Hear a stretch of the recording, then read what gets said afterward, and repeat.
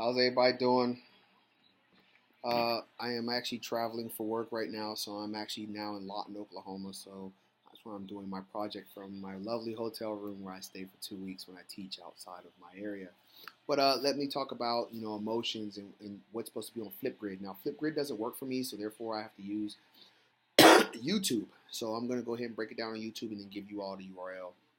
So the first thing is the survey I did. So I used a few people. I used my best friend who's worked with me for years. I've used one of my sexual assault response coordinators that's on our installation. I used my mother, and of course I used my sister, which I'm trying to figure out if she even really works or doesn't work. But hey, I'll just let it go.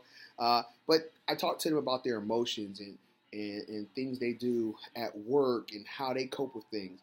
Uh, if I was to go off of onesies and twosies, my mom, back when she was in the military, she said, hey, as I worked, I just made sure that I thought about the bigger things that I needed to be at work for when I'm unhappy. And that was more or less taking care of us kids. And that kind of moved me a little bit because I know what the struggles she's went through to raise us kids to make sure we have the best in life. When it came to my sister, she was like, if she's a very emotional person, so when stuff happens to her, she wears it. I mean, you can see she's frustrated. She will lash out, but she said she understands who she can and cannot lash out, and that's based off the relationships in her office. And then of course, my best friend, he just said, you know what? At the end of the day, as long as his paycheck's coming in because he's retired, he has 100% disability from the military, so he gets another paycheck. He said, I can cope with that, go home and then decompress. And then, of course, my sexual assault response coordinator friend, Neonda, said, you know what, at the end of the day, if I'm really upset, I walk away. And that's so I can maintain my career field, my job. And I can understand that 100%. All right. So then, based off the readings and everything, and what my network said, what emotions are considered acceptable? Now, based off of what they said, and if I think about it, emotional things that are acceptable in the workplace are more or less, for some of them, was on the, hey, we have to be happy. We have to show people that we're not frustrated and you're not going to get me out of my norm of, this is how I want to feel at work.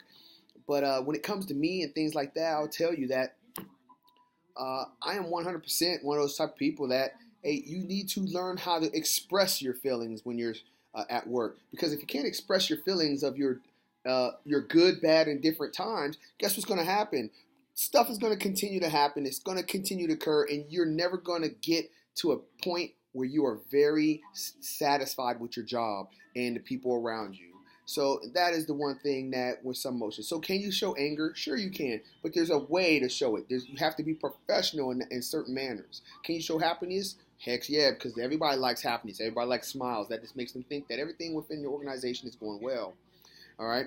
So let's talk. I want to talk about number 3 question that was asked to us. And number 3 was ask a question of a classmate. Now let me let you know something. Here's a question I'll ask of you. Hey, what do you do when you get upset or frustrated at work? Because I feel that is a relevant question because everybody is different in how they approach certain things.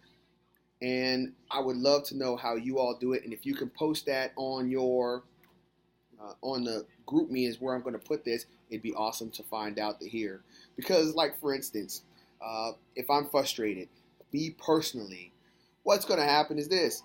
Hey, I am going to either pull whatever person I'm frustrated with aside and I'm going to talk about why I'm frustrated.